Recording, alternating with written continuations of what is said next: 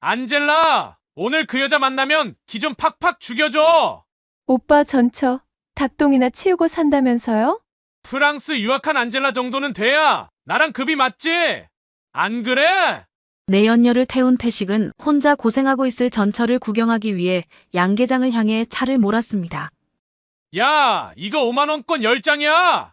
이 용돈 받고 닭똥 냄새 좀 어떻게 해봐. 태식은 50만 원이 든 봉투를 닭모이통에 던져줬어요. 용돈 필요 없어. 나중에 당신 몇 푼 간절해지면 그때 써. 나한텐 푼돈이지. 닭모이 주다 미쳤나 보네. 태식은 기가 차다는 듯 웃음을 터뜨렸어요. 하지만 태식은 몰랐습니다. 무심코 던져준 50만 원이 자신의 인생에 어떤 의미가 될지를요. 그리고 프랑스 유학파 내연녀의 어이없는 실체가 드러나는 순간 자신에게 상상 못할 운명이 다가온다는 사실을요. 이야기 시작 전에 구독, 좋아요와 함께 어디에서 보고 계신지도 댓글로 남겨주시면 언제나 행운이 함께 하실 거예요. 아유, 시골 냄새. 오빠 나 립스틱 바를 거예요? 차 좀 살살 몰아줘요. 강원도 정선의 첩첩산중, 산새 소리마저 잦아든 고요한 오후였습니다. 고요하던 흙길 위로 굉음이 터져 나왔습니다. 시커먼 매연과 흙먼지를 동시에 뿜어내며 등장한 것은 이 산골과는 전혀 어울리지 않는 새빨간 람보르기니였습니다. 바닥이 낮은 스포츠카가 울퉁불퉁한 자갈밭을 지날 때마다 차체가 덜컹거렸지만 운전대를 잡은 강태식은 그저 신이 나 있었습니다. 차 안은 바깥 세상과 단절된 그들만의 별천지였습니다. 창문을 꽉 닫아건 실내는 흙먼지 하나 없이 쾌적했지만 머리가 띵할 정도로 진한 방향제 냄새가 진동을 했으니까요. 태식은 한 손으로 거만하게 핸들을 꺾으며 조수석에 앉은 안젤라를 향해 으스대듯 말했습니다. 안젤라, 우리 골프장 가는 길에 거기 좀 들러볼까? 아버지가 그 식모 같은 여자한테 준 그 딱 말이야. 가서 네가 그 여자 기 좀 팍팍 죽여줘. 너랑 격차가 얼마나 나는지 보여주라고. 그의 말투에는 25년을 함께 산 전처에 대한 예우는커녕 마치 하찮은 물건을 잘 치웠다는 만족감이 가득했습니다. 옆자리에 앉아 거울을 보며 립스틱을 덧바르던 안젤라는 콧방귀를 뀌며 대꾸했죠. 오빠도 참, 어떻게 나하고 비교를 해요? 안젤라가 그 아줌마 쫓아낼 때 표정 봤잖아요. 고졸이라 그런지 말도 제대로 못하고 벌벌 떨던 거. 양계장 한다면서요? 지금쯤 아마 꾀죄죄한 얼굴로 닭똥이나 치우고 있겠죠. 프랑스에선 그런 여자들 쳐다보지도 않지만 오빠가 정원하면 가서 구경 좀 해줄게요. 안젤라의 당당함에 태식은 흡족해하며 가속 페달을 밟았습니다. 그래, 프랑스에서 살다 온 너처럼 고상한 애랑 살아야 내 급이 살지. 그 여자는 동네 창피해서 원. 오늘 가서 내가 용돈도 좀 찔러주고 그러려고. 돈이 얼마나 아쉽겠니? 차는 곧 낡은 양계장 입구로 거칠게 들이닥쳤습니다. 바퀴가 헛돌며 튀어오른 자갈들이 닭장 그물망을 때렸고 평화롭게 논일던 수천 마리의 토종닭들이 놀라 푸드덕거리며 혼비백산 흩어졌습니다. 태식은 차에서 내리자마자 마치 독가스라도 맡은 사람처럼 오만상을 찌푸리며 코를 틀어막았습니다. 야, 박영숙. 너 진짜 여기서 닭똥이나 치우고 있는 거냐? 꼴이 이게 뭐야? 내가 없으니 완전 산거지가 다 됐네. 태식의 목소리가 산골짜기를 쩌렁쩌렁 울렸습니다. 드넓은 초원 한가운데 낡은 작업복 차림의 영숙이 바구니를 옆구리에 낀 채 닭들에게 모이를 주고 있었습니다.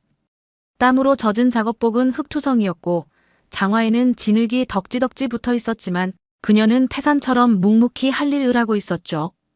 안젤라는 차 문을 열고 내리려다 흙바닥을 보고는 기겁하며 비명을 질러댔어요. 어머, 오빠, 땅바닥이 왜 이래요? 내 구두.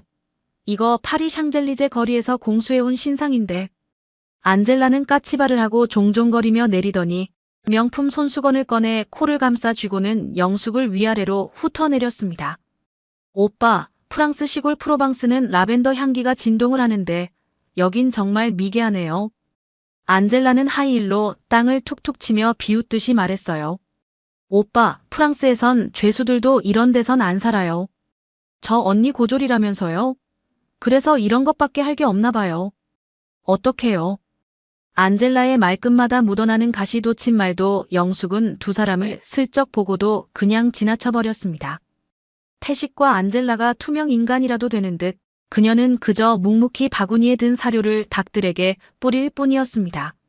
무시당했다는 생각에 약이 오른 태식의 얼굴이 붉게 달아올랐어요. 야, 박영숙. 나 너 보러 온 거 아니다. 착각하지 마. 아버지가 너한테 준 이 땅, 대체 어떤 땅인지 궁금해서 한번 와본 거야. 고개 한번 돌리지 않고 조용히 땀을 닦으면서 토종닭들에게 모이를 주는 영숙의 단단한 뒷모습을 보면서 태식이 먼저 안달이 난 듯 말을 계속했습니다. 아버지가 유산으로 너한테 이 땅 준다. 그럴 때 내가 왜 가만히 있었는지 알아?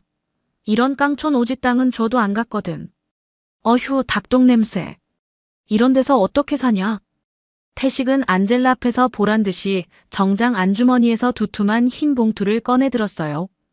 그리고는 닭들이 부리로 쪼아대고 있는 낡은 플라스틱 모이통 위에 툭 하고 올려놓았어요. 봉투 입구가 벌어지며 빳빳한 5만원권 지폐 뭉치가 삐져나왔습니다. 5만원권 10장이다. 50만원이야.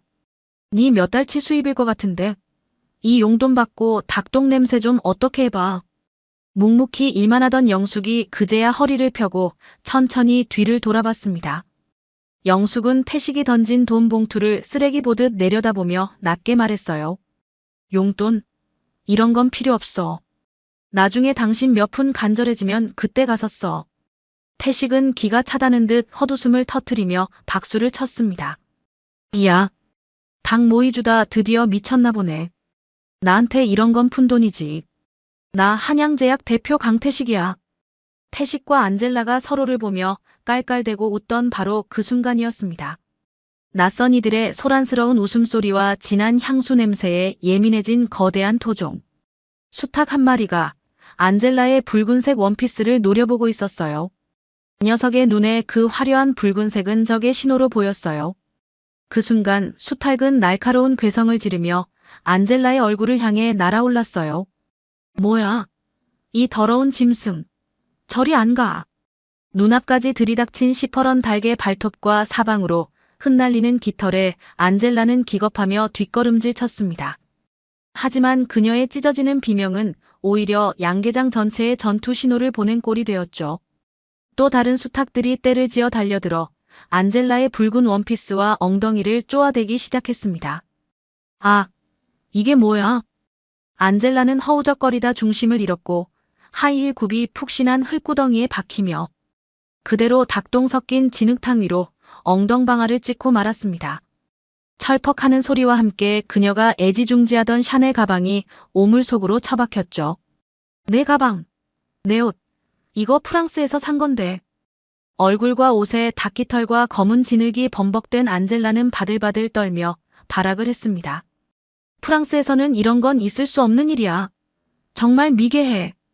태식은 닭들을 쫓아내려 허둥대다가 자신도 닭 날개에 뺨을 호되게 얻어맞고는 비틀거렸습니다. 말끔하던 이태리제 정장 위로 닭털이 눈처럼 하얗게 내려앉았죠. 에이씨, 저리 가. 허이. 안젤라, 얼른 일어나. 안젤라도 진저리를 치며 말했어요. 오빠, 우리 얼른 가요. 안젤라는 이런 곳에 더 이상은 못 있겠어요. 태식은 엉망진창이 된 안젤라를 부축해 도망치듯 차에 올랐습니다. 그는 창문을 내리고 영숙을 향해 마지막까지 핏대를 세웠습니다. 야, 박영숙. 잘 살아라. 너한테는 딱인 것 같아. 안젤라. 더 볼 거 없으니 가자.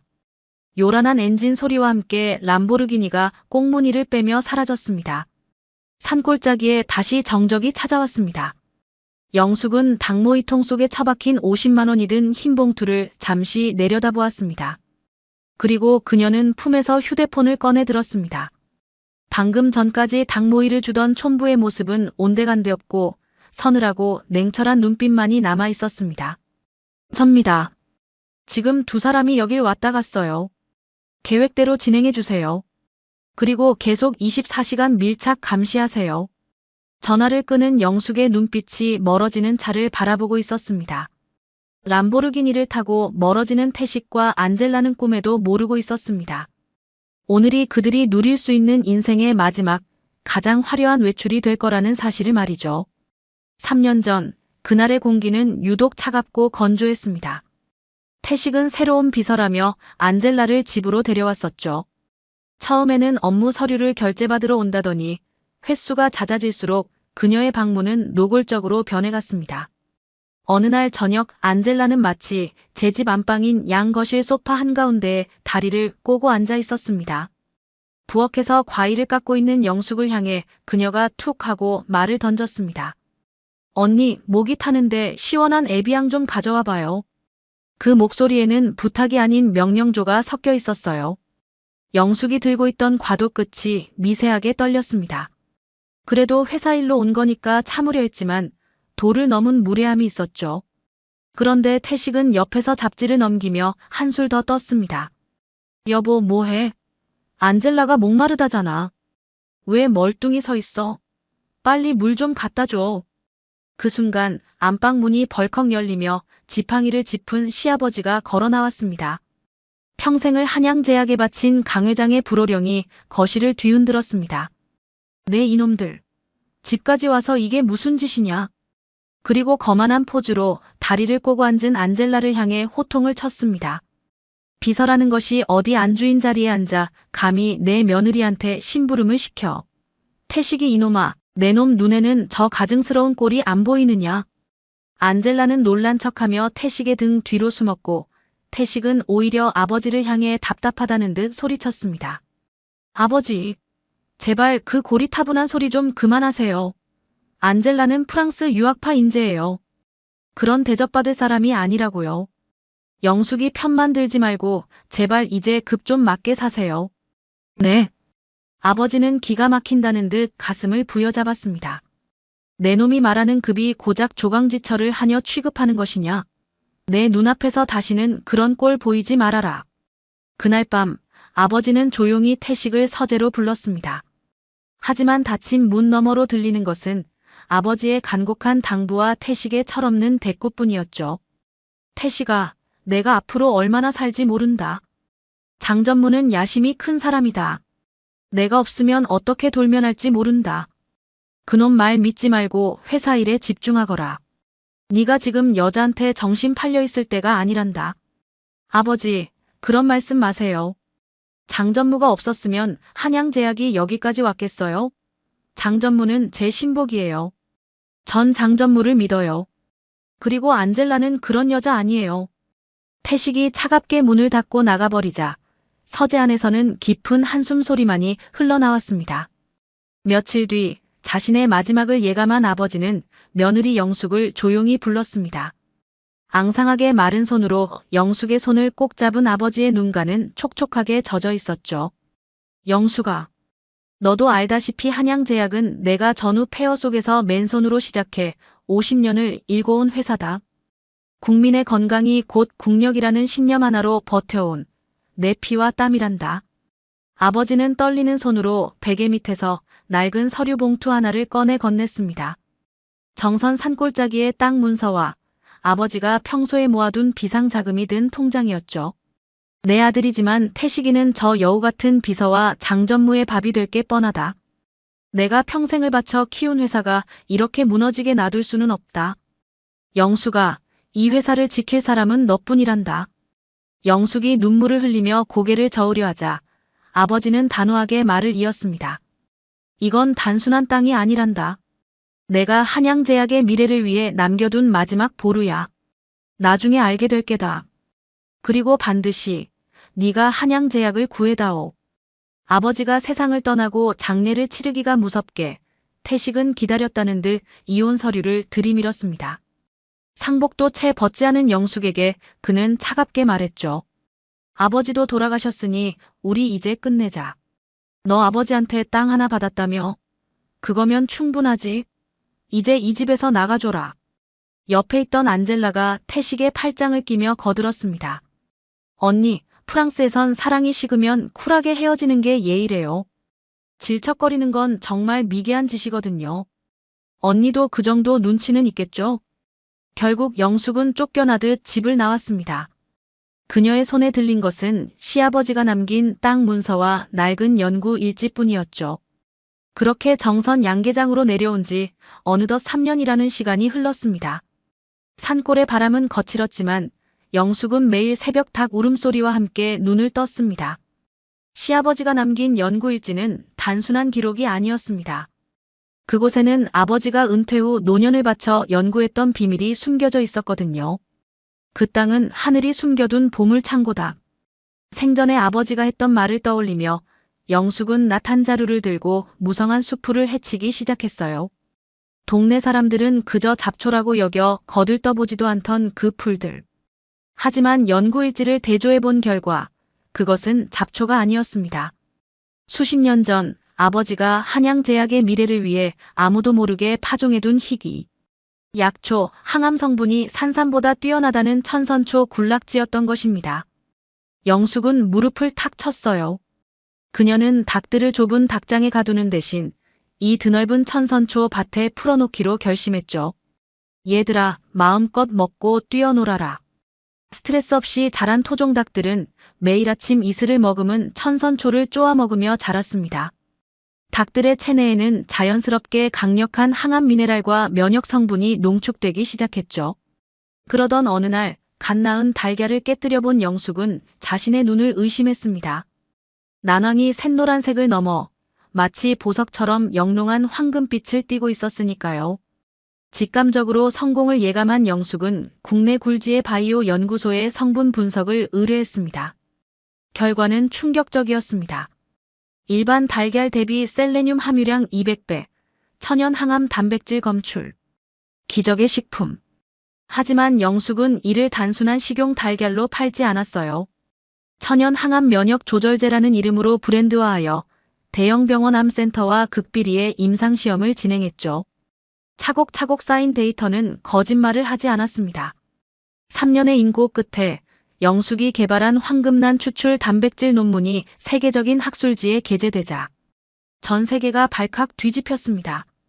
겉으로는 허름한 양계장처럼 보였지만 그 내부는 이미 최첨단 바이오 원료 생산 기지로 탈바꿈해 있었습니다.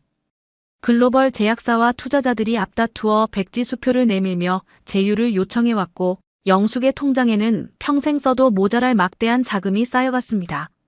하지만 영숙은 이 성공에 취해 샴페인을 터뜨리지 않았어요. 그녀는 양계장 안쪽 깊숙한 밀실에 앉아 벽면 가득 채워진 모니터를 응시하고 있었죠.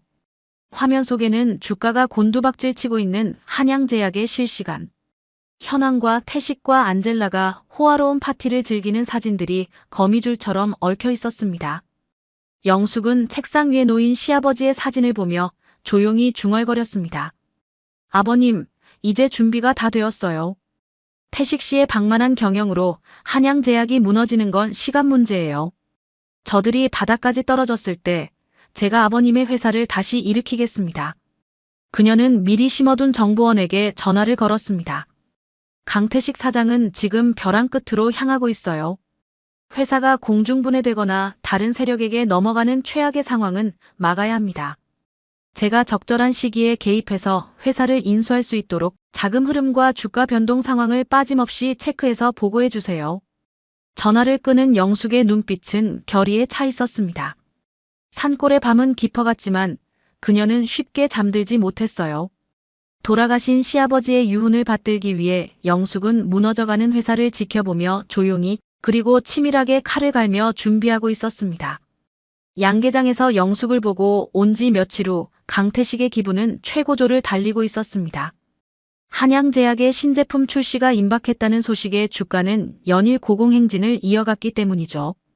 태식은 승리감에 도취해 장전무 그리고 안젤라와 함께 강남의 최고급 일식집 룸에 앉아 있었어요. 기름기가 자르르 흐르는 참치 뱃살 한 점을 입에 넣으며 태식은 으스대듯 술잔을 비웠습니다. 장전무거 봐. 내가 뭘 했어? 영숙이 그 여자 내보내니까 회사 운이 트이잖아. 역시 남자는 여자를 잘 만나야 돼. 프랑스 유학파 안젤라가 들어오고 나서부터 아주 탄탄대로야. 옆에 착 달라붙어 있던 안젤라가 태식의 어깨에 머리를 기대며 교태 섞인 목소리로 거들었어요. 오빠, 프랑스에선 여자의 센스가 남자의 성공을 만든다고 하거든요. 칙칙한 그 아줌마랑 살 때 우리 오빠가 얼마나 답답했을까. 안젤라는 생각만 해도 마음이 아파요. 장 전무가 안젤라의 교태를 바라보면서 묘한 웃음을 흘리며 맞장구를 쳤습니다. 그럼요, 사장님. 안젤라 비서가 복덩이죠. 사모님. 아니, 박영숙 씨가 있을 때와는 비교도 할 수 없지요. 사장님 안목이 탁월하십니다. 술잔이 몇 순배 돌고 분위기가 무르익을 무렵이었습니다. 룸 한쪽에 켜져 있던 벽걸이 TV 뉴스에서 아나운서의 긴박한 목소리가 흘러나왔습니다. 다음 소식입니다. 강원도 정선의 한 산골 양계장에서 기적이 일어났습니다. 일반 달걀보다 항암 성분이 수천 배나 높은 이른바 황금란이 개발되어 세계 학계가 주목하고 있습니다. 태식은 술잔을 입에 가져가다 말고 고개를 돌렸습니다. 화면에는 드넓은 초원과 바이오에그라는 로고가 선명하게 비쳤고 그 아래로 인터뷰하는 여자의 얼굴이 클로즈업 되었습니다. 세련된 정장 차림에 자신감 넘치는 표정을 한 여자, 바로 박영숙이었습니다. 놀란 태식은 입에 머금었던 정종을 식탁 위로 그대로 뿜어버렸습니다.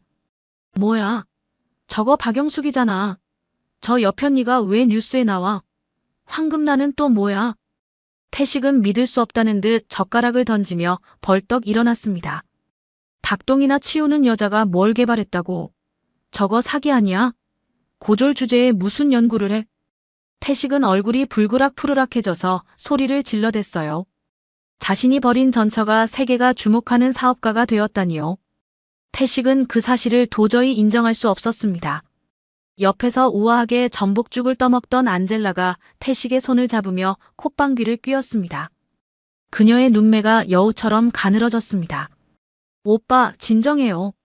상식적으로 생각해보세요. 저런 무식한 아줌마가 항암 기술을 어떻게 알겠어요? 프랑스에선 저런 걸 딱 한마디로 정의해요. 지적재산 절도라고요. 절도? 도둑질이란 말이야? 그럼요. 분명 아버님이 생전에 숨겨둔 비밀 기술을 저 아줌마가 몰래 빼돌린 게 분명해요. 오빠 몰래 뒤로 호박씨 깐 거라고요. 저거 원래 다 오빠 거일 거예요. 한양제약 기술이라고요. 안젤라의 궤변에 태식의 눈이 번쩍 뜨였습니다. 질투와 배아픔으로 속이 뒤집히던 차에 안젤라의 말은 그에게 완벽한 명분을 쥐어주었으니까요. 그래, 맞네. 고졸 주제에 어떻게 저런 걸 개발해? 아버지한테 훔친 거야. 역시 안젤라는 똑똑해. 아주 정의로워. 태식은 씩씩거리며 장전무에게 지시했어요. 장전무, 당장 법무팀 소집해. 이혼할 때 재산 은닉한 거로 몰아서 소송 걸고 양계장. 부지랑 기술, 특허까지 싹 다 압류할 거야. 감히 남의 걸 훔쳐서 대박을 터뜨려. 박영숙 가만 안 둘 거야.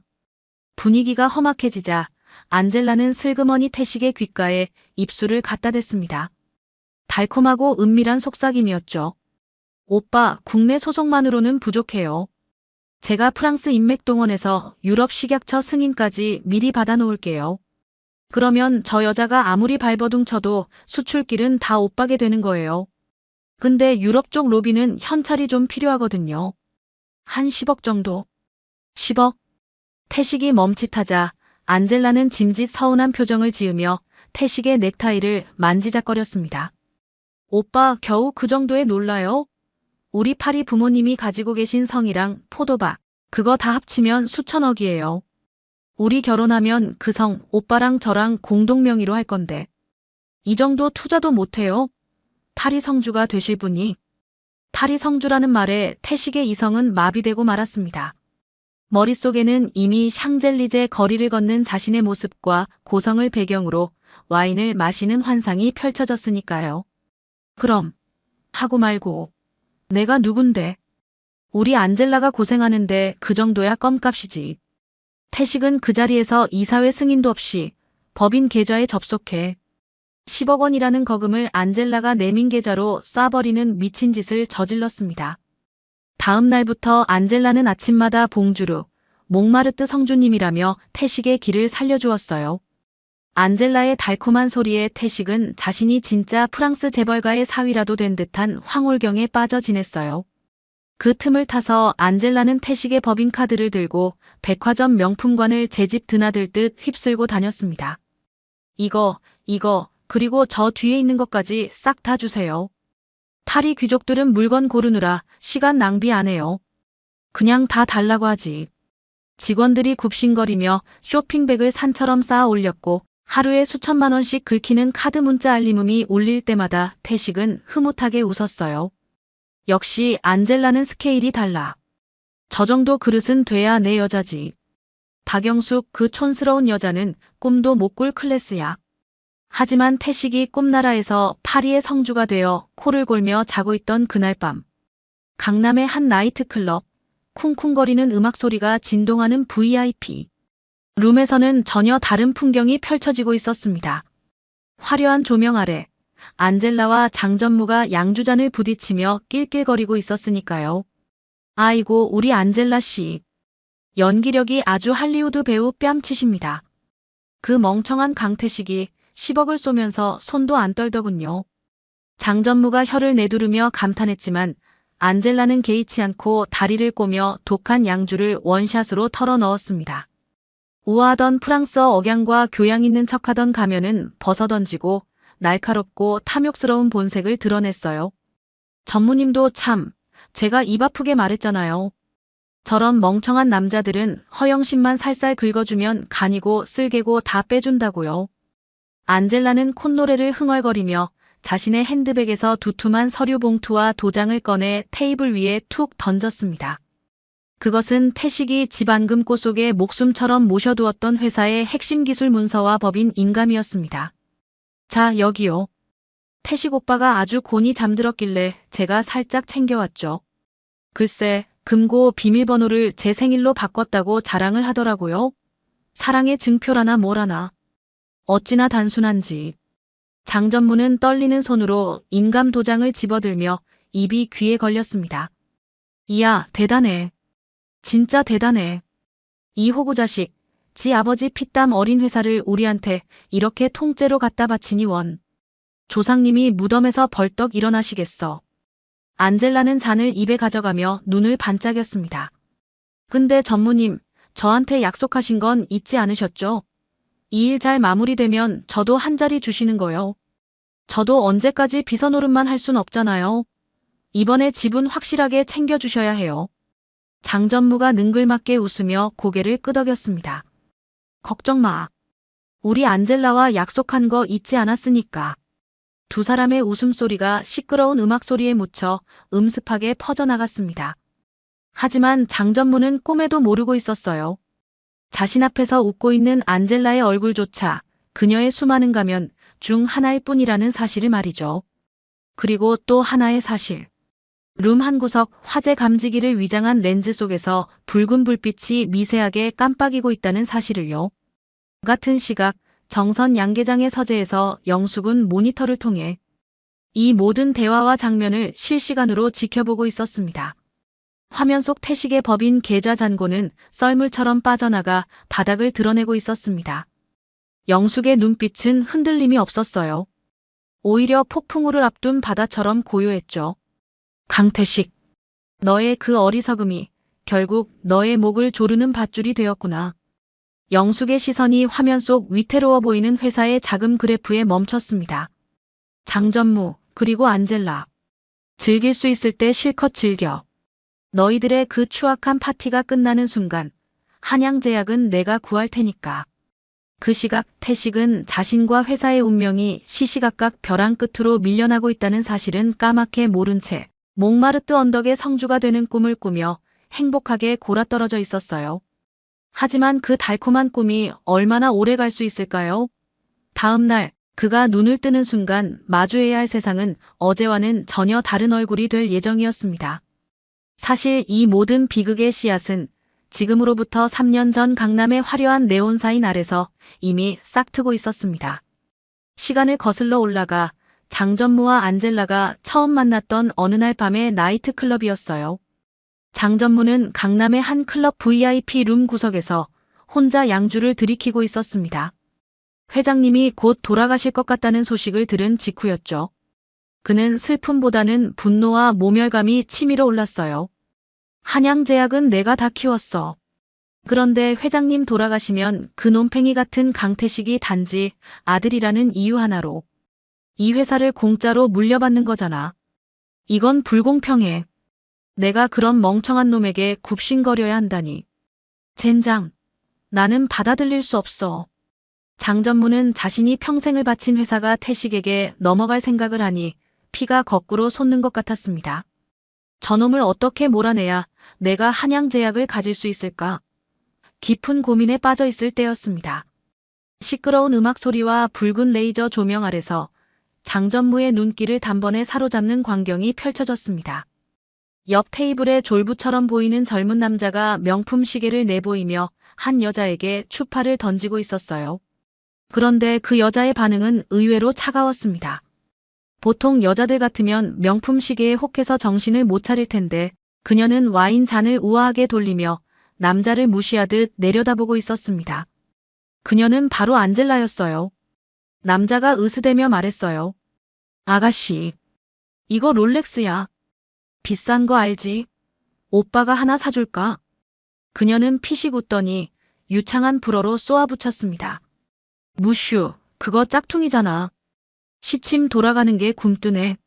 파리에 있는 우리 집 정원사도 그런 건 안 차요. 어디서 싸구려를 들이대? 격 떨어지게. 남자가 얼굴이 벌개져서 씩씩거리자 안젤라는 컵 속의 얼음을 남자의 셔츠 기단으로 쏙 집어넣더니 그의 귓가에 속삭였어요.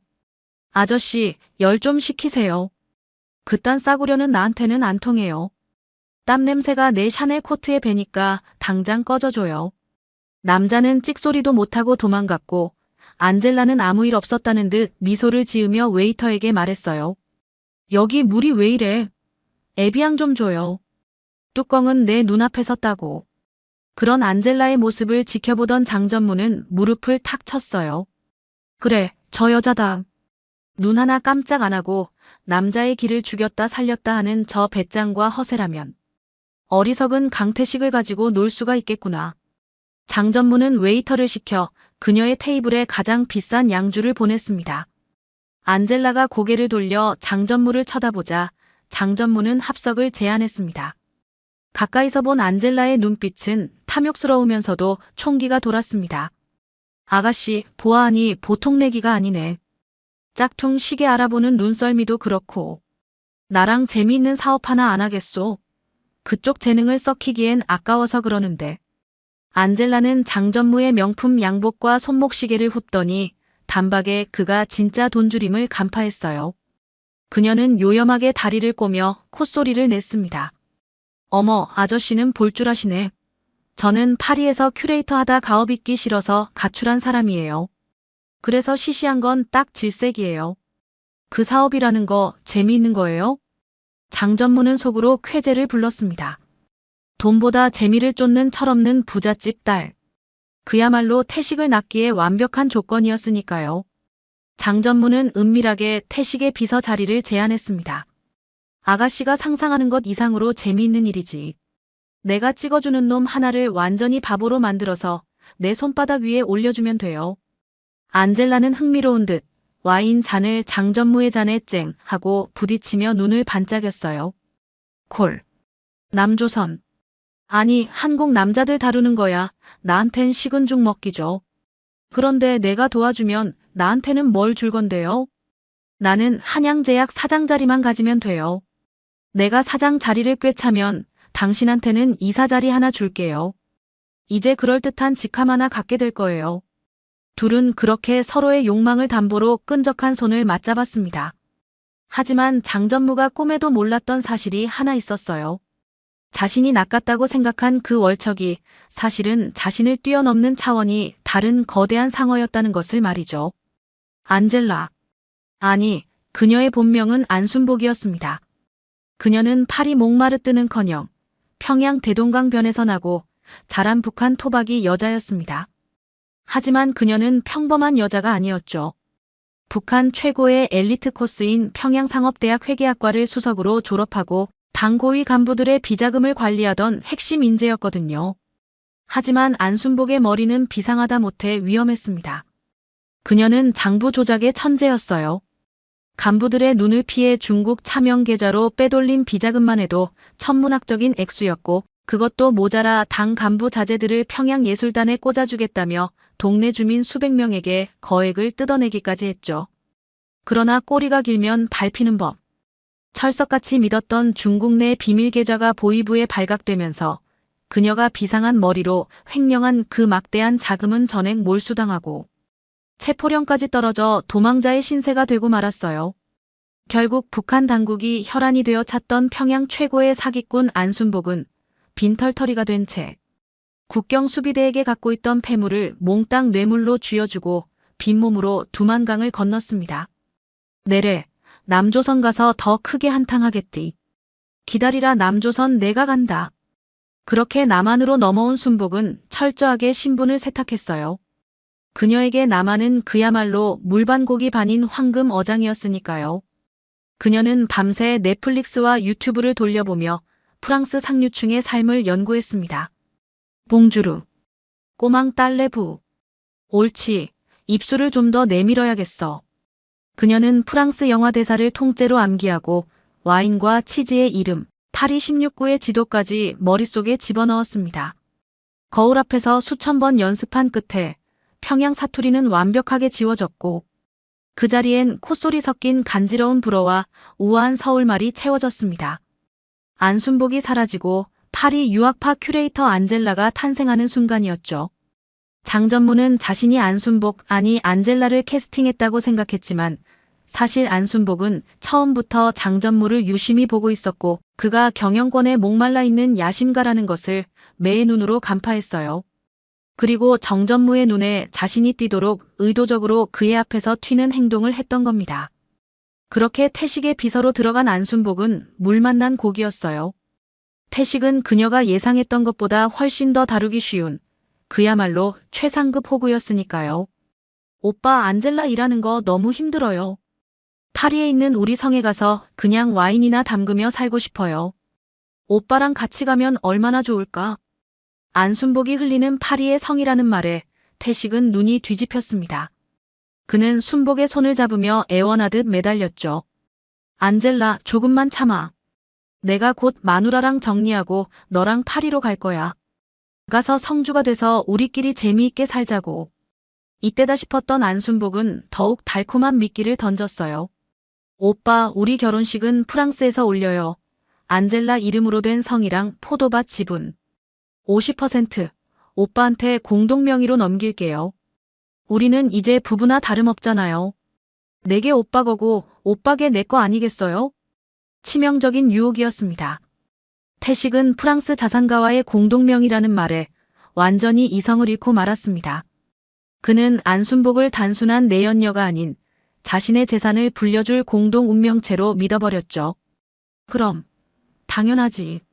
어차피 곧 내 마누라가 될 사람인데 회사 비밀 좀 알면 어때? 이게 다 우리 재산인데. 태식은 아니란 생각으로 금고 비밀번호는 물론 회사의 사활이 걸린 신약, 레시피의 보안 코드까지 순복에게 전부 공유해버렸습니다. 태식이 회의실에서 순복이 보낸 사랑해요. 몽마르트 성주님이라는 문자를 보며 멍청하게 웃고 있을 때 안순복과 장전무는 심야의 호텔바에서 만나 태식의 파멸을 모의하고 있었어요. 장전무는 태식이 순복에게 넘긴 보안 코드를 보며 쾌재를 불렀습니다. 어리석은 놈. 여자한테 홀려서 제 무덤을 스스로 파는구나. 안젤라 아주 잘했어. 이제 이 기술만 경쟁사에 넘기면 태식이는 끝이야. 나는 사장이 되는 거고 당신은 한몫 단단히 챙기고 이사로 승진할 거야. 안순복은 장전무 앞에서 우아하게 와인 잔을 돌리며 미소 지었어요. 그럼요, 전무님. 저는 사업에 대해서는 잘 몰라요. 경영은 전무님이 알아서 하세요. 하지만 순복의 속마음은 전혀 달랐습니다. 그녀는 장전무가 화장실에 간 사이 휴대폰을 꺼내 빠르게 해외 계좌를 확인했습니다. 화면에는 태식의 개인 비자금과 회사의 신약, 로열티 자금이 장전무 몰래 개설한 그녀의 차명 계좌로 쏟아져 들어오고 있었습니다. 내래 장전무라는 동무도 참 멍청하네. 내가 미쳤다고 푼돈 받고 네 꼬북 노릇을 하겠니? 태식이 돈도 내 거, 장전무 네가 챙길 뒷돈도 다 내 거지. 그녀는 타고난 더블 사기의 귀재였습니다. 태식에게는 사랑을 미끼로 전 재산을 뜯어내고 장전무에게는 공범인 척하며 회사의 알짜배기 자금을 빼돌리고 있었던 것입니다. 안순복은 아무도 믿지 않았습니다.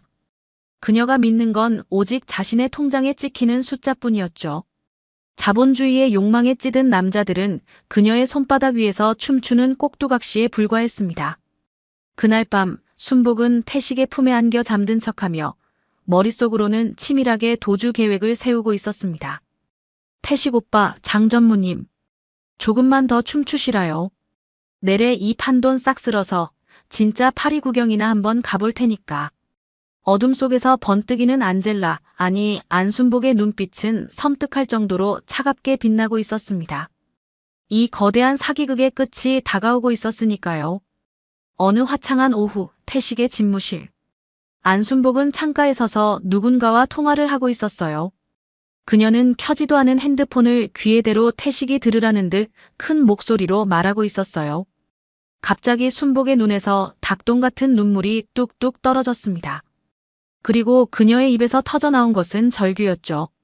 파파, 그게 무슨 소리예요? 몽마르트 성이 경매에 넘어간다고요? 홍수 때문에 포도밭이 잠긴 것도 억울한데 우리 가문의 성을 뺏긴다고요? 안 돼요. 절대 안 돼요. 소파에 앉아 결제 서류를 보던 태식은 화들짝 놀라 달려왔습니다. 안젤라, 무슨 일이야? 성이라니, 경매라니. 순복은 바들바들 떨며 태식의 품에 안겼어요. 오빠, 어떡해요? 파리에 폭우가 쏟아져서 우리 집 포도밭이 다 잠겼대요. 수확을 못하니까 은행 대출금이 막혀서.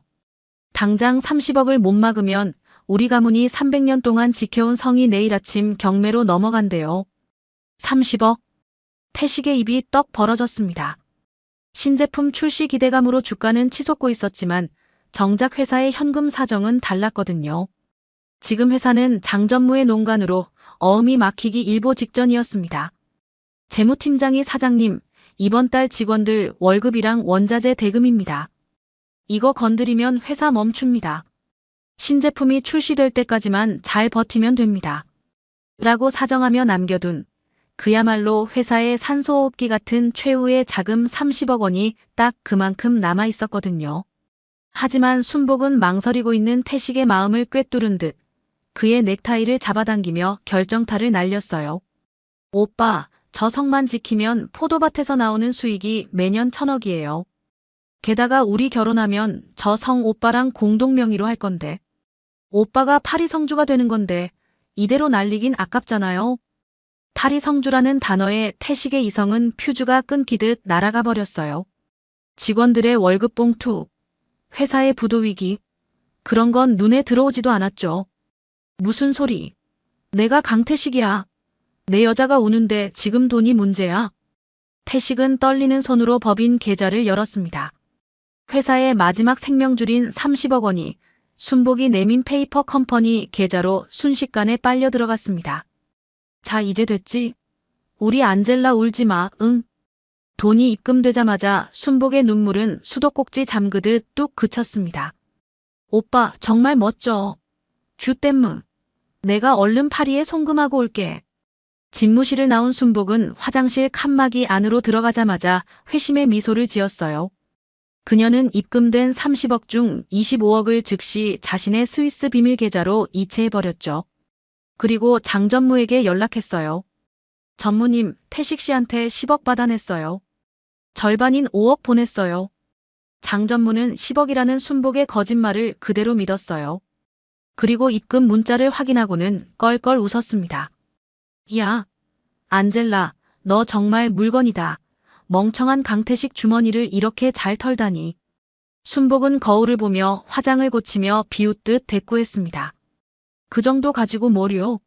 남조선. 아니, 남자들은 공동명의 소리만 들으면 사족을 못 쓴다니까요. 순간 수학이 넘어 장전무의 목소리가 날카로워졌습니다. 응? 뭐라고? 남조선? 아차. 순복은 입술을 깨물었어요. 너무 신이 난 나머지 고향말이 튀어나온 것입니다. 프로답게 그녀는 다시 침착하게, 더 뻔뻔하게 말을 돌렸어요. 어머, 전무님도 참. 뭐라고요? 저도 모르게 불어 억양이 나왔나 봐요. 남자들이요. 남자들. 아, 그런가. 내가 요즘 통잠을 못 자서 헛소리가 들리나 보네. 아무튼 수고했어.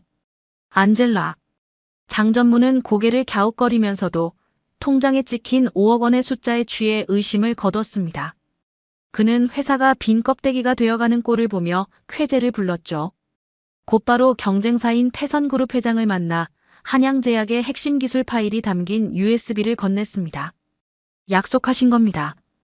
인수합병 끝나면 한양제약 사장은 제가 되어야 합니다. 물론이지요, 장 전무님. 아니, 이제 곧 장 사장님이라고 불러야겠군요. 그렇게 한양제약은 안팎으로 골마 터져가고 있었지만 태식은 여전히 순복이 내려주는 향긋한 에스프레소 향기에 취해 있었습니다. 그는 텅 빈 법인 통장은 까맣게 잊은 채 순복의 무릎을 베고 누워 물었습니다. 우리 자기야. 그 30억으로 경매 문제는 잘 해결한 거야? 이제 성은 안전한 거지. 순복은 태식의 머리카락을 쓰다듬으며 속으로 콧방귀를 뀌었지만 입으로는 달콤한 거짓말을 속삭였습니다. 갓나 새끼. 아니, 태식 오빠. 당연하지. 오빠가 준 30억은 곧 엄청난 지분이 되어 돌아올 거예요.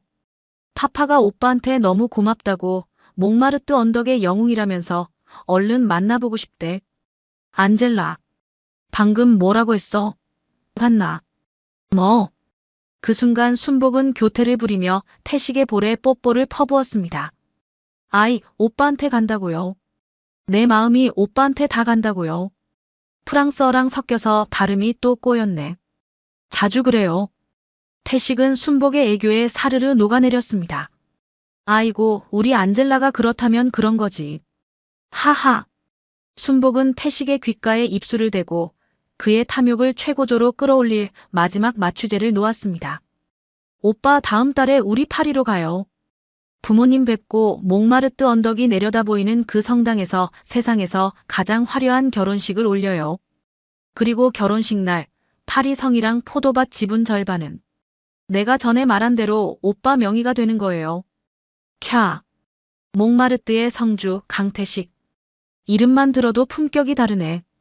그래, 이거지. 내가 그깟 닭똥 냄새나는 한국 땅에서 썩을 인재가 아니잖아. 좋아, 다음 달에 당장 가자. 그럼요. 이제 한국의 답답한 사무실에 갇혀 살지 말고 유럽의 성주로 라벤더 향 맡으면서 살아요, 우리. 태식은 이미 머릿속에서 턱시도를 입고 파리 시내를 행진하고 있었어요. 회사가 부도 직전이라는 사실은 까맣게 잊은 채 말이죠. 그 시각 정선 양계장의 박영숙. 그녀의 서재 모니터에는 한양제약의 주가 그래프가 그려져 있었어요. 신제품 대박에 대한 시장의 기대와 개미들의 자금 덕분에 그래프는 우상향하고 있었습니다. 하지만 영숙의 눈은 주가 그래프가 아닌 또 다른 모니터 화면에 싸늘하게 고정되어 있었습니다. 얼마 전 태식이 빼낸 30억 원의 자금 이체 내역. 그리고 그 돈이 복잡한 세탁 과정을 거쳐 해외 페이퍼 컴퍼니로 흘러들어간 경로까지 그녀는 모든 것을 보고받고 있었습니다. 겉은 화려하지만 속은 이미 썩어 문드러졌네. 마지막 생명줄인 운전 자금까지 씨를 말려버리다니, 강태식. 이제 너의 끝이 보이는구나. 영숙은 차분하게 수화기를 들었습니다. 준비하세요.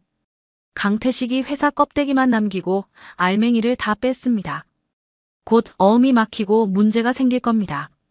주가가 추락하면 우리가 전부 쓸어 담을 수 있게 현금을 최대한 확보해 두세요. 며칠 뒤 야심한 밤. 태식은 소파에서 주댐무 파리 라고 잠꼬대를 하며 세상 모르고 골아떨어져 있었습니다. 그 옆방에서 순복은 조용히 짐을 싸고 있었어요. 순복의 루이비통 여행 가방에는 태식의 금고에서 털어낸 다이아몬드 반지, 금괴, 그리고 장전무 몰래 빼돌린 비자금 이체 내역이 담긴 보안 카드와 여권이 차곡차곡 쌓였습니다. 순복은 마지막으로 화장대 서랍 깊숙한 곳에서 태식의 인감 도장을 꺼내 주머니에 넣었어요. 그리고 잠든 태식이 있는 방문을 열고 싸늘한 눈빛으로 그를 내려다보았습니다. 강태식. 파리는 무슨. 내래 니를 평양. 아니, 지옥으로 보내주갔어. 순복의 입가에 조소가 걸렸어요. 내일 아침이면 알게 될 거다. 네가 꿈꾸던 파리의 진짜 모습을. 그녀는 소리 없이 현관문을 닫고 어둠 속으로 사라졌습니다. 태식의 달콤한 꿈이 악몽으로 바뀌기까지 이제 몇 시간 남지 않았습니다. 한양제약의 운명을 건 신약 발표회 당일. 호텔 그랜드 볼룸은 수많은 기자와 투자자들로 인산인해를 이루고 있었습니다. 강태식은 이태리 장인이 만들었다는 최고급 슈트를 빼입고 상기된 얼굴로 무대 뒤에서 대기하고 있었죠. 오늘 이 신약 발표회 한 방이면 한양제약 주가는 더 천정부지로 오르거야. 나는 돈방석 위에 딱 앉아서 안젤라랑 파리로 가서 결혼하는 거야. 웅장한 오케스트라 선율과 함께 사회자가 태식의 이름을 호명했어요. 태식이 위풍당당하게 첫 발을 때려던 그 찰나였습니다. 무대 아래 있던 비서실장이 사색이 된 얼굴로 단상 위로 뛰어 올라오더니 태식의 귓가에 다급하게 속삭였습니다. 사장님, 큰일 났습니다. 경쟁업체 태선그룹에서 우리 신약이랑 성분이 똑같은 제품을 출시했다고 합니다. 게다가 특허 등록까지 이미 끝났답니다. 태식의 눈동자가 지진이라도 난 듯 거칠게 흔들렸습니다. 뭐? 그게 무슨 소리야? 바로 그때였습니다. 객석 앞줄에 앉아 스마트폰을 보던 한 투자자가 자리를 박차고 일어나 무대를 향해 고함을 질렀어요. 강 사장, 당신 뭐 하는 사람이야? 태선그룹 같은 제품을 이미 출시했다는데. 순식간에 찬물을 끼얹은 듯 장내에 정적이 감돌았어요. 사람들은 너나 할 것 없이 스마트폰을 꺼내 미친 듯이 검색을 시작했고 곧이어 여기저기서 경악 섞인 고성이 터져나왔습니다. 진짜야. 성분이 토씨 하나 안 틀리고 똑같아. 우릴 속이려고 했던 거야? 껍데기만 가지고 발표회를 한 거야? 순식간에 발표회장은 아수라장이 되었고 배신감에 짙던 주주들이 무대 쪽으로 몰려들기 시작했습니다. 주가 폭락 알림이 울려대는 휴대폰을 쥐고 눈이 뒤집힌 주주들이 무대 위로 난입했습니다. 강태식, 이 사기꾼아. 내 돈 내놔. 네가 기술 유출해서 다 팔아먹은 아냐? 성난 군중에게 멱살이 잡힌 태식의 명품 슈트는 걸레짝처럼 찢겨나갔고 그는 바닥을 뒹굴며 비명을 질렀습니다. 아니야, 그럴 리 없어. 그 신약 보안 코드는 나랑 안젤라만 아는 건데.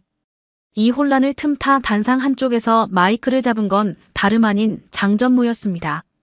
그는 미리 준비했다는 듯 비장한 표정으로 이사회 긴급 소집을 알렸습니다. 주주 여러분, 진정하십시오.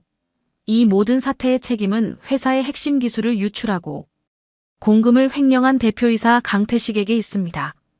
이사회는 즉시 강태식을 해임하고 법적 책임을 묻겠습니다. 장전무는 엉망이 된 태식을 아래로 내려다보며 회심의 미소를 지었어요.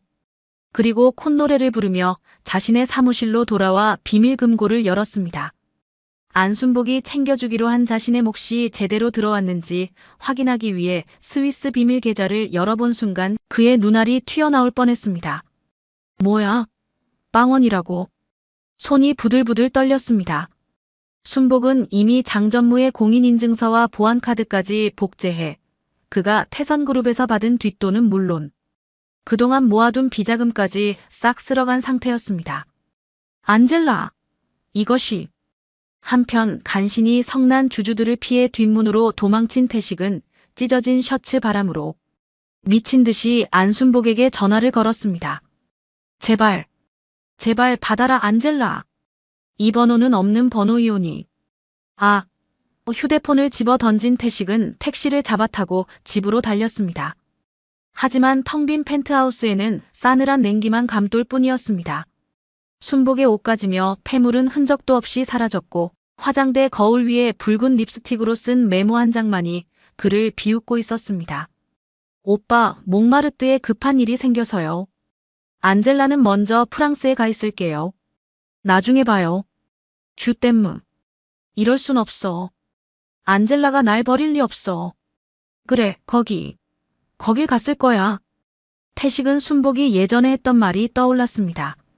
오빠, 강남에 내 비밀 창고가 있어.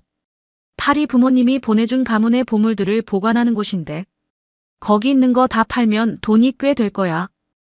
태식은 떨리는 손으로 카톡을 다 뒤져서 예전에 순복이 말했던 주소를 겨우 찾았어요. 그리고는 밖으로 뛰쳐나갔습니다. 강남구 논현동 하늘 펜트하우스 21호. 하지만 택시기사가 내려준 곳은 화려한 강남의 빌딩 숲이 아니었습니다. 냄새가 진동하는 쓰레기 하치장 옆, 다 쓰러져가는 판자촌 골목이었습니다. 여기가 하늘 펜트하우스라고. 태식은 믿을 수 없다는 듯 냄새를 참으며 골목 안으로 들어갔습니다. 골목 안에는 낡은 쪽방촌이 거미줄처럼 길게 이어져 있었습니다. 태식은 한쪽 방 앞골목에 쭈그리고 앉아있던 노인에게 다가갔습니다. 할아버지, 여기 하늘 펜트하우스 아니에요? 노인은 찢어진 태식의 옷차림을 위아래로 굽더니 되물었습니다. 팬티 뭐라고? 그게 무슨 팬티인데? 태식이 휴대폰을 속 안젤라의 사진을 보여주며 다시 물었어요. 그럼 혹시 이런 여자 못 보셨어요? 이름은 안젤라예요. 사진을 본 노인은 관심 없다는 듯이 심드렁하게 말했어요. 이렇게 이쁜 색시가 이런 데서 왜 살아? 마누라 도망쳐서 찾는 거야? 태식은 더 이상 묻지 못하고 골목골목을 헤집고 다니기 시작했습니다. 그러다 다 썩어가는 나무문 위에 매직으로 휘갈겨 쓴 21호라는 글씨가 보였어요. 태식이 문을 박차고 들어갔습니다. 안젤라. 하지만 그곳에 안순복은 없었어요. 대신 태식의 환상을 산산조각 내는 참혹한 진실만이 널브러져 있었죠.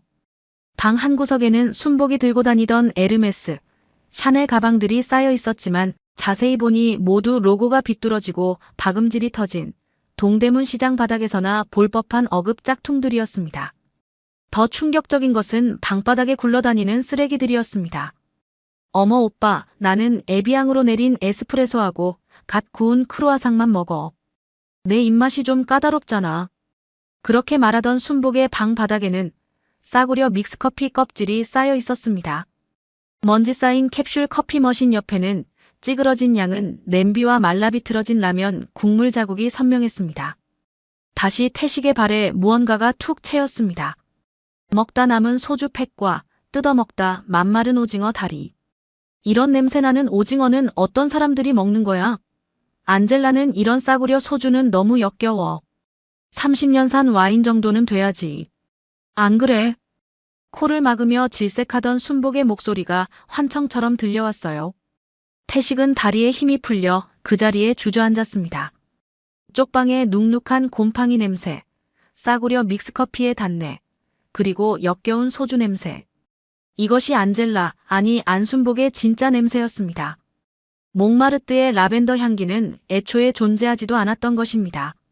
안젤라, 네가 나한테 어떻게 이래?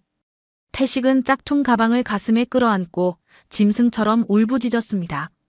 파리의 성주는커녕 쓰레기장 옆쪽 방에서 오징어 냄새를 맡으며 오열하는 꼴이라니. 그는 자신이 얼마나 철저하게 농락당했는지 뼛속 깊이 깨달았지만 이미 늦은 후였어요. 비슷한 시각 장전무에게도 파멸이 찾아왔습니다. 그는 빈털터리가 된 채 태선그룹 본사로 달려가 회장을 만났지만 돌아온 건 싸늘한 문전박대였습니다. 회장님, 약속이 다르지 않습니까? 한양제약 사장 자리는 제 겁니다. 태선그룹 회장은 미묘하게 웃으며 손을 내저었습니다. 이복의 장전무. 자기 주인 뒤통수 치고 회사 기술 팔아먹은 배신자를. 내가 뭘 믿고 사장에 앉히나. 주인을 문개는 또 무는 법이지. 자네 쓰임새는 끝났네. 경비. 이 사람 끌어내. 뭐라고요? 야, 이 도둑놈들아. 그때 들이닥친 검찰 수사관들이 장전무의 양팔을 꺾었습니다. 장필성 씨, 배임 및 횡령, 산업기술 유출 혐의로 체포합니다. 수갑이 채워지는 순간 장전무는 발악하며 고래고래 소리를 질렀습니다. 이건 음모야. 안젤라도 잡아요. 다 그 여자가 꾸민 짓이야. 난 피해자야. 끌려가는 장전무의 비명소리와 쪽방촌에서 울려 퍼지는 태식의 통곡. 소리가 기묘한 화음을 이루며 도심의 밤하늘로 흩어졌습니다. 그리고 이 모든 상황을 정선 양계장 서재에서 생중계처럼 보고받고 있는 박영숙. 그녀는 향긋한 모과차를 한 모금 마시며 차갑게 식은 눈으로 모니터를 응시했습니다. 화면 속 한양제약의 주가는 바닥을 모르고 추락하고 있었지만 그녀의 입가에는 미세한 미소가 번졌습니다. 나는 지금부터 시작이야. 강태식. 너의 그 잘난 사람 보는 안목이 어떤 결과를 가져오는지 똑똑히 지켜봐. 영숙은 찻잔을 내려놓으며 비서에게 짧고 굵은 지시를 내렸습니다. 이제 줍습시다. 인천공항 출국장. 파리행 비행기 탑승을 불과 10분 남겨둔 시각. 화려한 명품 코트를 휘날리며 게이트로 향하던 한 여자가 공항 경찰대에 의해 바닥에 제압당했습니다. 안젤라, 아니 안순복이었습니다. 이거 나. 이거 안 나. 당신들 미쳤어. 내가 누군지 알아. 나 몽마르트. 성주 딸이야. 주한 프랑스 대사관에 전화해. 내 변호사 부르라고. 그녀는 수갑이 채워지는 순간까지도 우아한 척 불어를 섞어가며 악을 써댔습니다. 하지만 그녀의 손에 들린 여권은 이미 경찰의 손에 넘겨진 뒤였습니다. 강남경찰서 취조실. 담당 형사는 안순복의 조서를 꾸미며 혀를 내둘렀습니다. 참. 기가 막혀서. 이 여자 진짜 물건이네. 탈북한 지 얼마나 됐다고 남한 중견기업 대표랑 산전수전 다 겪은 전무를 동시에 낚아. 수법이 아주 예술이야. 넷플릭스 대사 몇 줄로 회사를 통째로 구워 삶아 먹다니. 그 시각 안젤라가 체포되었다는 소식을 듣고 한달음에 달려온 태식은 취조실 너머로 그녀를 보며 믿을 수 없다는 표정을 짓고 있었습니다. 헝클어진 머리에 수척해진 몰골.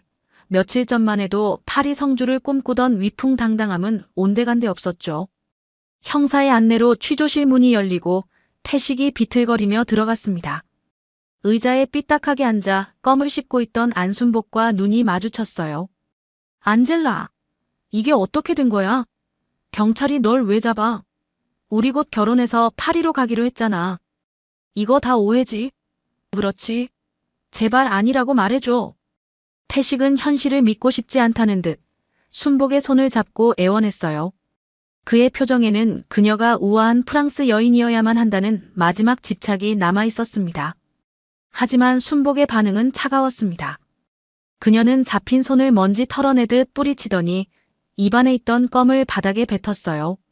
그리고 태식을 올려다보며 비웃기 시작했어요. 이 갓나 새끼야. 닥치라.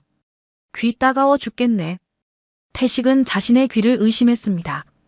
꾀꼬리 같던 콧소리는 사라지고 걸걸하고 억센 북한 사투리가 고막을 때렸습니다. 뭐라고? 갓나. 순복은 답답하다는 듯 수갑찬 손으로 책상을 쾅 내려쳤습니다. 결혼. 내래 남조선 호구들 여럿. 봤디만 너처럼 등신 같은 놈은 진짜 처음이네. 내 성이 궁금하네. 그래, 알려주지. 내래 평양 대동강변에서 전설의 사기 성주로 불리던 안순복이야. 알간? 평양? 안순복? 그래.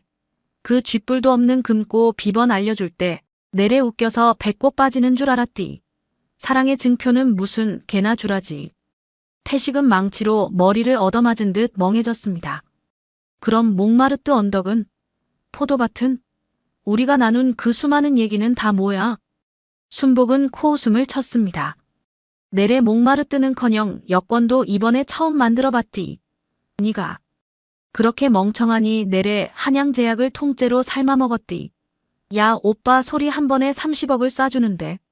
세상 어떤 미친 여자가 불어 연습 안 하겠니?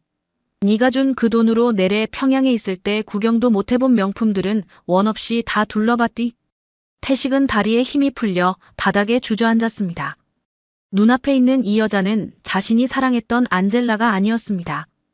그저 탐욕에 눈이 먼 안순복일 뿐이었습니다. 지켜보던 담당 형사가 한숨을 쉬며 태식의 앞으로 두툼한 수사 기록 파일을 툭 던졌습니다. 강태식 씨, 정신 차리세요. 이 여자 안순복 씨는 보통 내기가 아닙니다.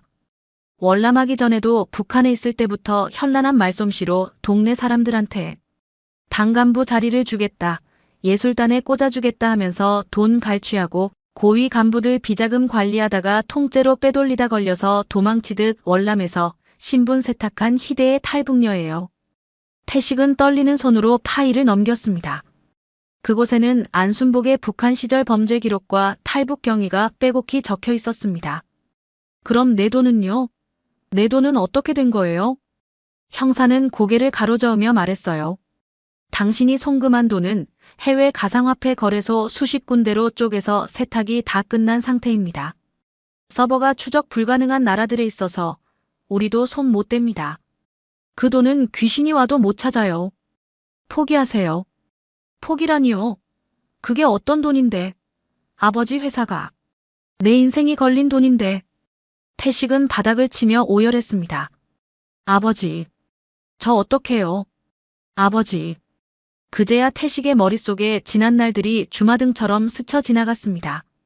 묵묵히 회사를 위해 헌신하고 자신을 내조해 주었던 아내, 박영숙. 그녀를 고졸 출신이라 무시하고 촌스럽다며 내쫓았던 자신의 오만함. 그리고 선택한 것이 고작 화려한 껍데기를 쓴 사기꾼 탈북녀였다는 사실.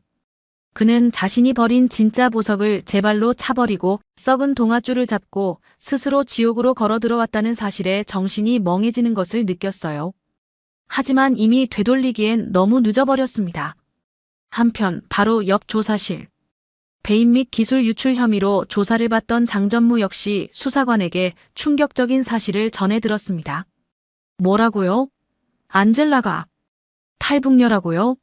평양 사기꾼 안순복이요? 장전무는 자신의 머리카락을 쥐어뜯으며 책상에 머리를 쿵쿵 찧었습니다. 천하의 장필성이가 저런 애송이한테, 그것도 탈북녀한테 당해서 인생을 종치다니. 내 돈, 내 회사. 취조실 복도에는 두 남자의 뒤늦은 통곡 소리만이 공허하게 울려 퍼졌어요. 그리고 안순복은 그 소리를 듣고 수갑찬 손으로 턱을 괴며 중얼거렸습니다. 샹송이 따로 없구만 기래. 청주 여자교도소의 점심시간. 식판을 받아든 안순복이 식당이 떠나가라 소란을 피우고 있었습니다. 배식에 왜 바게트가 없니? 이 치즈는 너무 저급해. 난 파리 6구역 출신이야. 교도관이 한심하다는 듯 혀를 차며 소리쳤습니다. 2084번. 주는 대로 먹어. 여기가 호텔인 줄 알아. 하지만 순복은 교도관의 호통 따위는 들리지 않는다는 듯 우아하게 머리카락을 쓸어 넘기며 콧방귀를 뀌었어요. 어머 야만인들. 이런 무식한 사람들이랑 겸상을 하려니 입맛이 다 떨어지네. 저기요, 대사관에 전화해서 에비앙 좀 넣어달라고 하세요. 여기 물은 비려서 도저히 못 먹겠어요. 그녀의 이런 기행을 지켜보던 교도소 정신과 전문의는 차트를 작성하며 고개를 가로저었습니다. 본명 안순복, 중증 리플리 증후군입니다. 자신이 만든 거짓말에 스스로를 가둬버렸어요. 이제 이 환자에게 평양의 기억은 완전히 지워졌고 자신이 진짜 안젤라라고 믿고 있어요. 순복은 감옥 동료들이 모인 방에서도 혼자만의 착각을 이어갔습니다. 너희들 몽마르트 언덕 가봤니? 거기 안개가 내 피부결 같단다. 같은 방을 쓰는 죄수들이 기가 막히다는 듯 비웃었습니다. 정신 차려, 안순복. 여긴 프랑스가 아니라 청주 교도소라고. 하지만 순복은 굴복하지 않았어요. 그녀는 치약을 손가락에 묻혀 감옥의 회색 벽에 에펠탑을 그리기 시작했습니다. 그 모습을 본 교도관이 곤봉으로 철창을 내리치며 고함을 질렀습니다. 안순복, 정신 차려. 그녀는 차라리 미쳐버림으로써 현실의 고통을 잊은 듯 했습니다. 평양에서의 배고픔도 쫓기던 기억도 모두 지운 채 그녀는 영원히 깨지 않는 파리의 꿈속에 갇혀버린 것입니다. 반면 현실을 너무나 또렷하게 인지하고 있는 남자가 있었습니다. 바로 옆 남자 교도소에 수감된 장전무였습니다. 그는 기술 유출과 횡령, 그리고 안순복과의 공범 혐의가 인정되어 징역 15년의 중형을 선고받고 독방에 갇혀 있었습니다. 으악, 저 소리 좀 안 나게 해줘. 장전무는 귀를 틀어막고 벽에 머리를 쿵쿵 찧어댔습니다. 봉주르, 장전무님, 우리 건배할까요?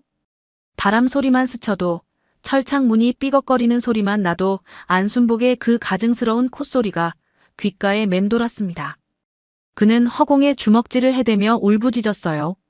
안순복의 환청은 그의 탐욕이 만들어낸 영원한 형벌이었습니다. 그리고 감옥 밖 또 하나의 지옥을 사는 남자. 강태식. 화려했던 한양제약 대표이사 강태식은 이제 세상에 없었습니다. 회사와 펜트하우스, 람보르기니는 물론이고 입고 있던 명품. 양복까지 압류당해 쫓겨난 그는 창문 하나 없는 1평짜리 고시원에서 생활하고 있었습니다. 한때 에비앙으로 내린 에스프레소가 아니면 입에도 대지 않던 그는 퉁퉁 부른 편의점 사발면으로 끼니를 때우고 있었습니다. 곰팡이가 핀 벽지, 옆방에서 들리는 기침 소리, 퀴퀴한 땀 냄새가 그의 새로운 향수였습니다. 돈이 필요해. 고시원비가 밀렸어. 태식의 눈에 구석에 처박아둔 비닐봉지가 들어왔습니다. 지난번 안순복의 쪽방촌 은신처에서 챙겨온 그녀가 버리고 간 가방들이었습니다. 그래, 이거 짝퉁이라도 어급이잖아. 고물상에 팔면 라면값은 나오겠지. 태식은 꾀재재한 몰골로 가방 뭉치를 들고 동네 고물상을 찾았습니다. 사장님, 이거 명품 가방들인데 가죽도 좋고 얼마라도 좀 쳐주세요. 고물상 주인은 태식이 내민 가방들을 쓱 훑어보더니 인상을 찌푸리며 손사래를 쳤습니다. 아이씨, 이거 다 가짜잖아. 비닐 가죽 냄새가 진동을 하네. 이런 건 줘도 안 가져가요. 폐기물 처리 비용만 든다고. 저리 가요.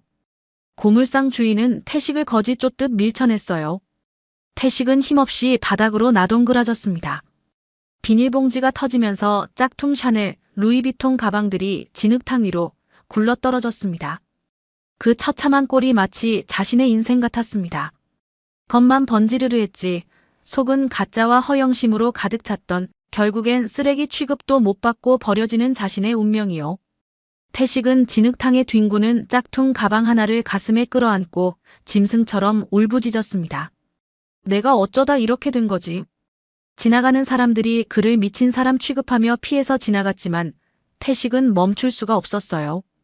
자신이 모든 것을 걸고 사랑했던 여자도 가짜, 꿈꾸던 미래도 가짜, 그리고 지금 자신의 손에 쥐어진 가방도 가짜. 진짜인 것은 오직 하나, 백가죽이 등짝에 붙을 것 같은 배고픔과 뼈에 사무치는 후회뿐이었습니다. 차가운 겨울바람이 태식의 앙상한 등을 매섭게 때리고 지나갔습니다. 한양제약 대회의실. 경쟁사인 태선그룹 회장이 헐값에 한양제약을 인수하는 계약서에 도장을 찍으려던 찰나였습니다. 굳게 닫혀있던 회의실 문이 열리고 정적을 깨는 또각또각 구두 소리가 울려 퍼졌습니다. 그 계약은 무효입니다. 모두의 시선이 문 쪽으로 쏠렸습니다.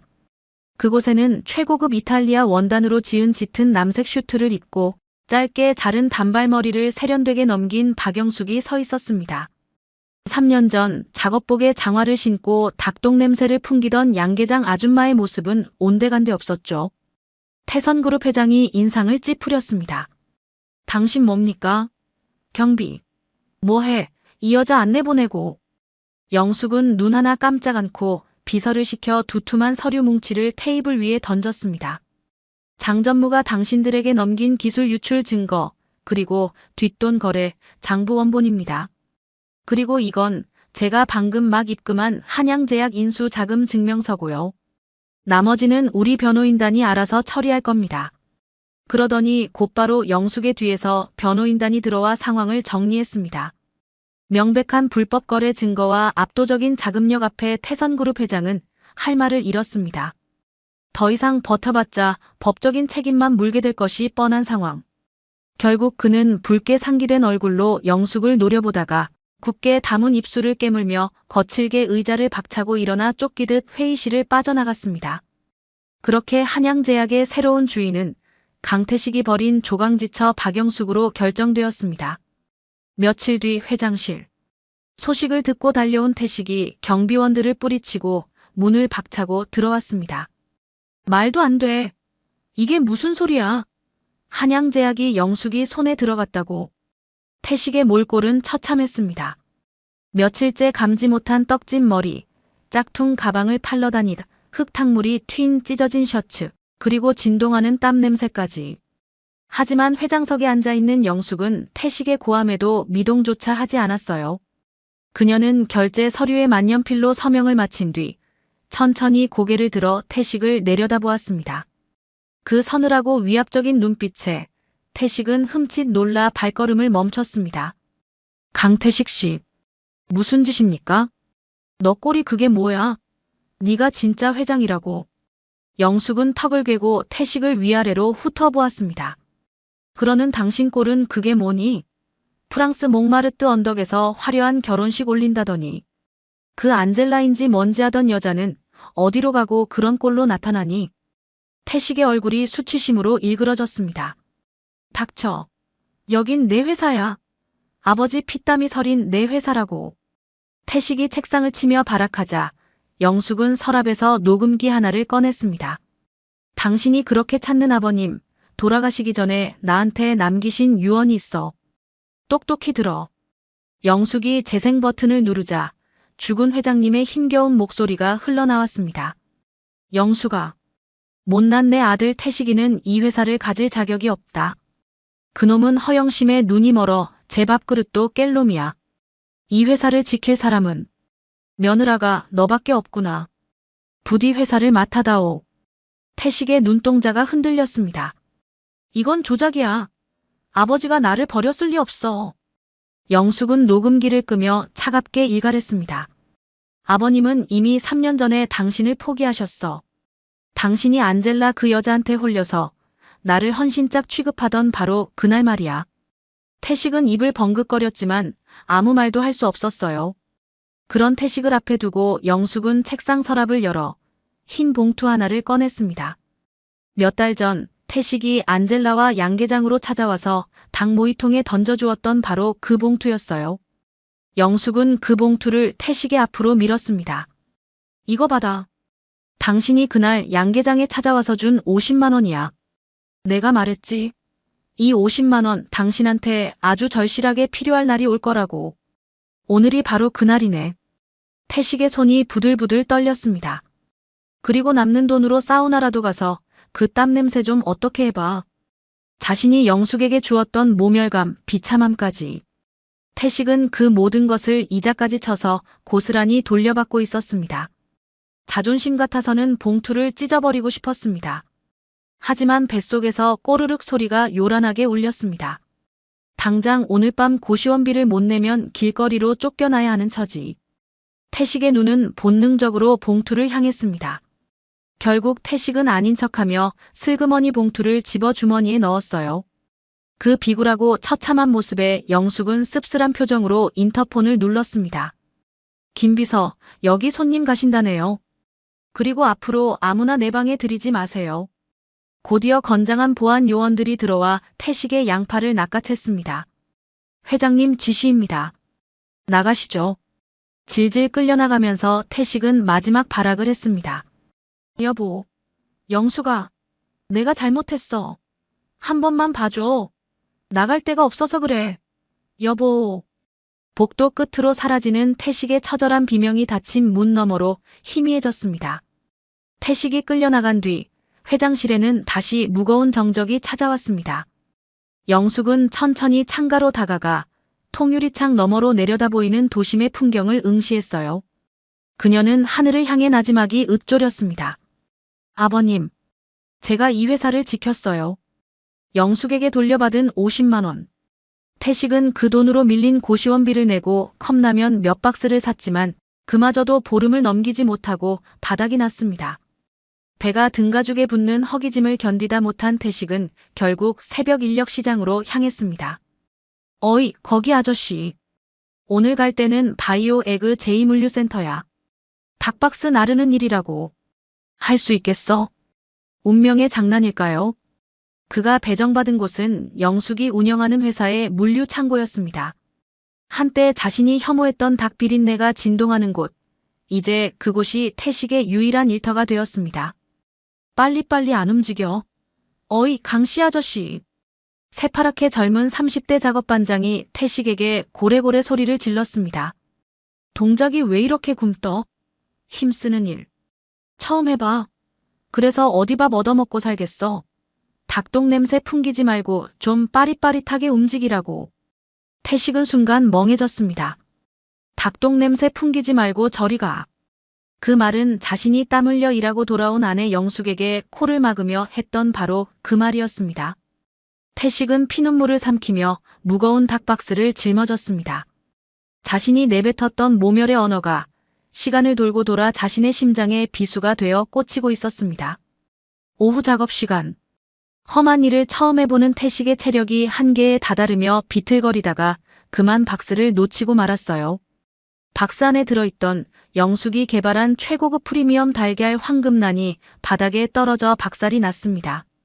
그 소리에 작업반장이 번개처럼 달려와 태식의 등짝을 손바닥으로 후려쳤습니다. 야, 이 아저씨야. 똑바로 못해. 이거 한 알이 얼만 줄 알아? 한 알에 5만 원짜리 VIP용 특란이야. 당신 오늘 일당에서 깐다. 오늘 점심도 먹을 생각하지 마. 태식은 바닥에 엎드려 깨진 노른자를 닦아내며 서러움에 몸을 떨었습니다. 내 일당이 8만 원인데 내 하루 몸값이 이 계란 두 알값도 안 된단 말인가. 자신이 무시했던 그 달걀이 이제는 감히 넘볼 수도 없는 귀한 존재가 되어 자신을 비웃고 있었습니다. 점심시간. 식당에는 밥 냄새와 국 냄새가 퍼졌지만 식권을 못 받은 태식은 구석에 있는 수도가로 가서 물로 배를 채워야 했습니다. 수도꼭지에 입을 대고 물을 벌컥벌컥 들이키는데 식당 벽에 걸린 대형 TV에서 익숙한 목소리가 흘러나왔습니다. 뉴스 초대석. 바이오 에그 박영숙 회장. 화면 속 영숙은 우아하고 당당했습니다. 앵커가 물었습니다. 박영숙 회장님, 폐업 직전에 회사를 이렇게 세계적인 기업으로 키워내신 비결이 뭡니까? 영숙은 카메라를 응시하며 담담하게 대답했습니다. 제 인생의 가장 큰 행운은 제 곁에 붙어있던 무능하고 허영심 많은 껍데기를 도려낸 것입니다. 그 썩은 살을 잘라내고 나니 비로소 새살이 돋고 날아오를 수 있었죠. 그 방송을 보며 밥을 먹던 일용직 동료들이 킬킬대며 떠들었습니다. 야, 들었냐? 껍데기래, 껍데기. 저 전 남편이란 놈은 진짜 천하의 상등신 아니냐? 그러게 말이야.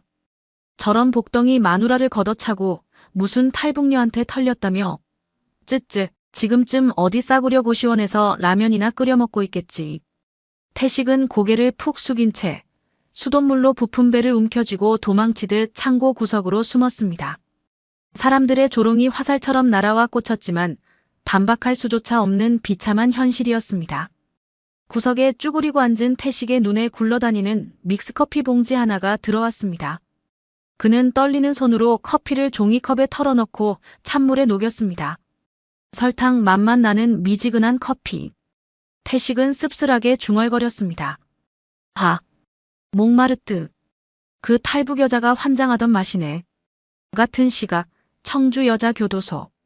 안순복은 태식과는 전혀 다른 의미로 행복한 시간을 보내고 있었습니다.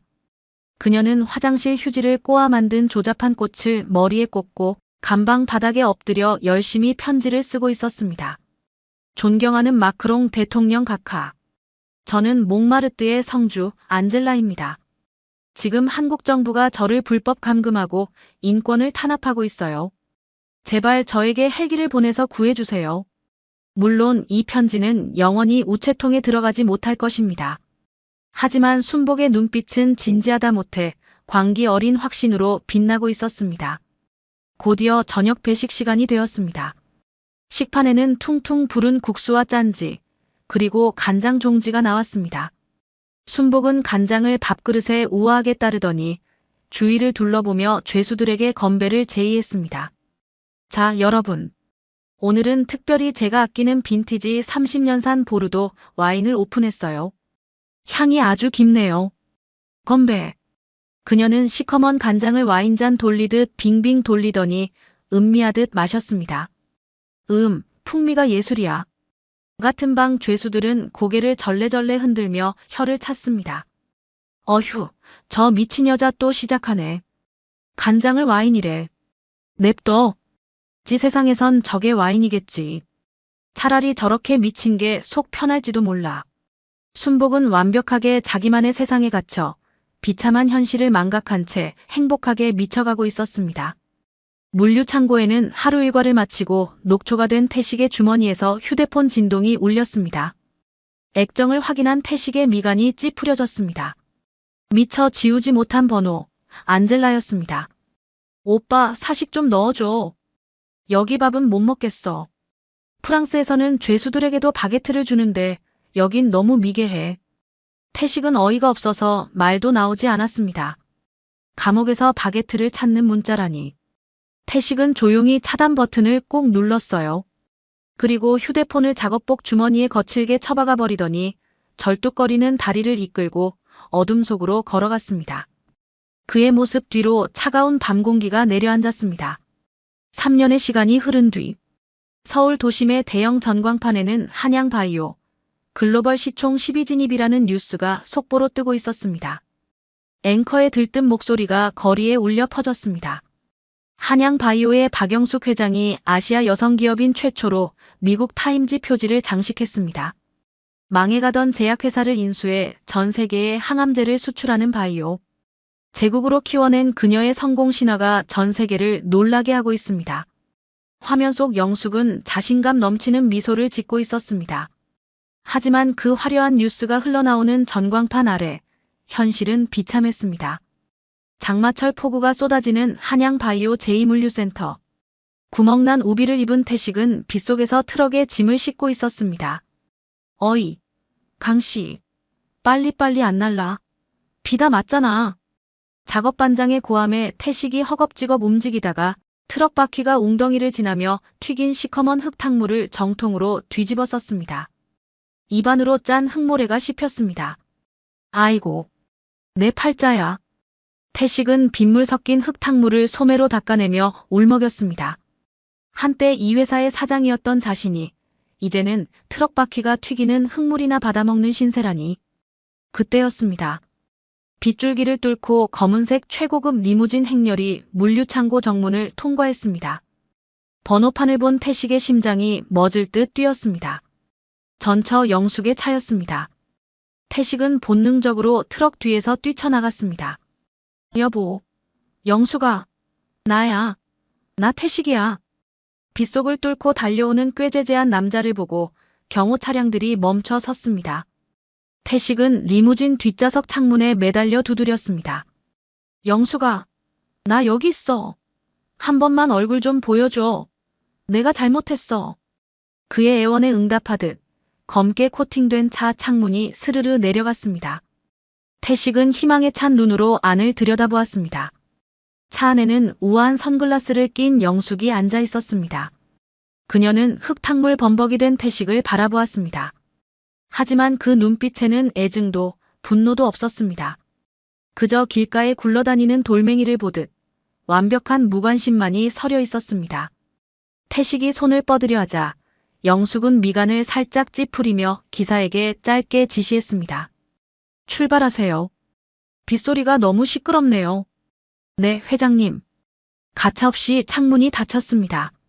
태식이 뭐라 소리칠 새도 없이 경호원들이 달려와 그를 바닥에 패대기 쳤습니다. 이봐, 함부로 접근하지 마. 어디서 회장님 앞에서 행패야. 영숙아, 가지 마. 나 당신 남편 태식이라고. 리무진 행렬은 흙탕물을 튀기며 유유히 멀어졌습니다. 태식은 차가운 진흙탕 바닥에 얼굴을 받고 통곡했습니다. 자신이 버렸던 아내의 그림자조차 이제는 감히 밟을 수 없게 된 현실. 그 차가운 빗줄기가 태식의 뼛속까지 파고들었습니다. 며칠 뒤 화창한 햇살이 내리쬐는 선산. 영숙은 시아버님의 묘소 앞에 섰습니다. 그녀는 정성스럽게 준비한 최고급 황금난 한 판과 회사 이름을 한양 바이오로 변경한 등기부 등본을 상석에 올려놨어요. 영숙은 묘비에 묻은 먼지를 손수건으로 닦아내며 조용히 목례를 했습니다. 아버님, 저 약속 지켰어요. 아버님 이름으로 만든 약이 이제 전 세계 사람들을 살리고 있어요. 무너질 뻔했던 이 회사, 제가 더 크고 단단하게 지켰습니다. 아버님, 이제 편히 쉬세요. 영숙의 눈가에 맺힌 눈물이 햇살을 받아 보석처럼 반짝였습니다. 그것은 슬픔의 눈물이 아닌 인내 끝에 얻은 승리의 결정체였습니다. 바람이 그녀의 머릿결을 부드럽게 스치고 지나갔습니다. 인생은 황금알과 같다. 스스로 껍질을 깨는 고통을 견딘 자만이 비로소 찬란한 생명을 얻는다. 영숙은 따뜻한 황금난 하나를 손에 쥐었어요. 그리고 그 알을 햇살에 비춰보며 행복한 미소를 지었습니다.